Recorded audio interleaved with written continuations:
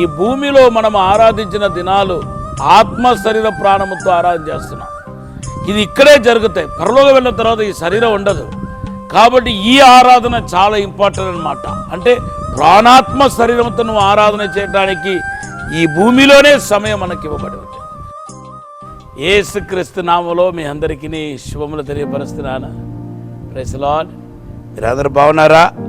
దేవుడి కృపను బట్టి మీరందరూ క్షేమంగా ఉంటారని, ఆయన కృపలో నానాటికి వర్ధిల్లుతారని, అభిషేకించబడతారని నేను రూఢిగా నమ్ముచున్నాను.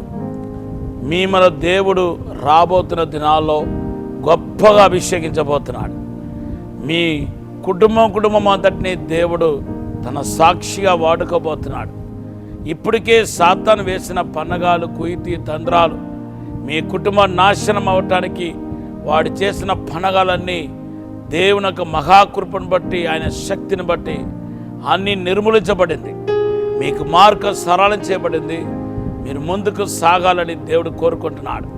ఈరోజు దేవుడు మీకు ఇచ్చిన వాగ్దానం ఏంటంటే యెషయా 45:2-3 దేవుడు ఒక్క రోజులోనే మన యొక్క పరిస్థితి అన్నిటినీ మార్చివేయగలుగుతాడు. ఆయనకంటూ అసాధ్యమైనది ఏమీ లేదని మన పరిశుద్ధ గ్రంథంలో చూస్తున్నాం. దేవుడు ఏమైనా చేయగలుగుతాడు. ఇదే కాదా మనం దేవుని యందు విశ్వాసం ఉంచి మనం పలికే మాటలు, ఆలోచించే కార్యం కూడా ఇవే కదా. చూడండి, పౌలు యొక్క జీవితంలో ఒక రాత్రికి రాత్రియే మరి బంధకాలు తెగిపోయింది. అంత ఈజీ కాదు బంధకాలు తెగిపోవటం. దేవుని బిడ్డలారా, ఆ బంధకాలు తెగిపోవటానికి గల కారణం ఏంటంటే పౌలు, శీల వీళ్ళిద్దరూ శ్రమల మధ్యలో, కష్టాల మధ్యలో దేవుని స్తుతించారు, ఆరాధించారు. అపోస్తల కార్యం 16:25 మనం చూస్తున్నాం. ఈరోజు ఈ ఆరాధన గురించిన పూర్తి అవగాహన లేని కారణం చేత ఈరోజు ఈ ఆరాధనలో డీప్గా, లోతుగా మనం వెళ్ళలేకపోతున్నాం. ఆరాధనలో మొదటి భాగం ఏంటంటే దేవుని బిడ్డలారా, ఆరాధన అనే మాటకు అర్థం అంటే దేవుని ఎడల మనకు కలిగిన భయాన్ని, భక్తిని మరి మన శరీరం ద్వారా దేవుడికి తెలియపరచటమే ఆరాధన. అది సైగలు కావచ్చు, క్రియలు కావచ్చు.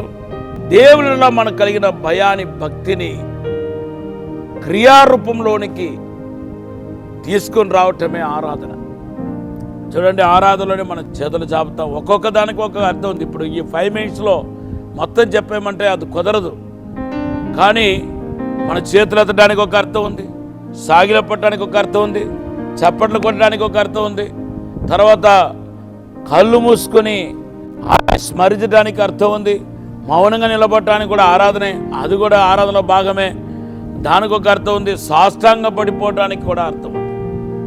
కాబట్టి మొదటిగా దేవుని మీద ఉన్న ప్రేమను, భయాన్ని, భక్తిని మీ యొక్క శరీర రూపంలో దేవుడు కనపరచాలి. ఈ భూమిలో మనం ఆరాధించిన దినాలు ఆత్మ శరీర ప్రాణముతో ఆరాధన చేస్తున్నాం. ఇది ఇక్కడే జరుగుతాయి. పరలోకం వెళ్ళిన తర్వాత ఈ శరీరం ఉండదు. కాబట్టి ఈ ఆరాధన చాలా ఇంపార్టెంట్ అన్నమాట. అంటే ప్రాణాత్మ శరీరంతో నువ్వు ఆరాధన చేయడానికి ఈ భూమిలోనే సమయం మనకి ఇవ్వబడి ఉంది.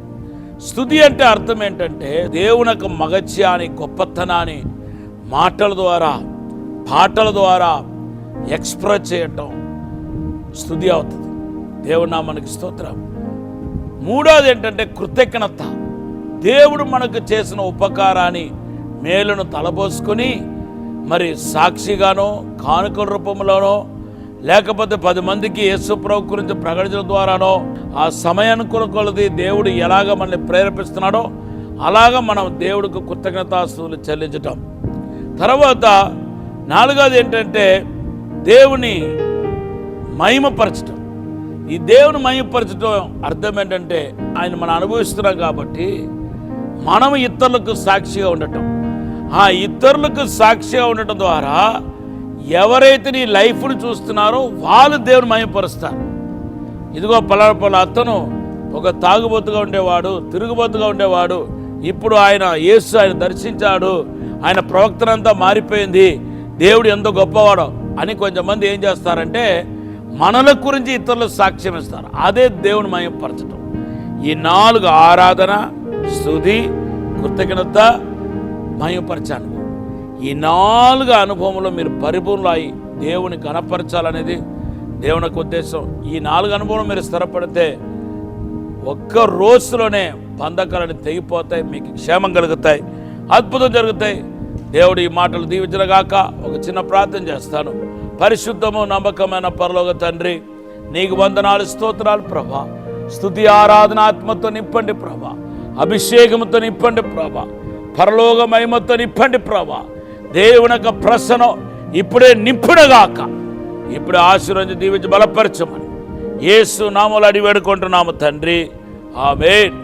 ఈరోజు మీ వాగ్దానం యెషయా 43:18-19. God bless you.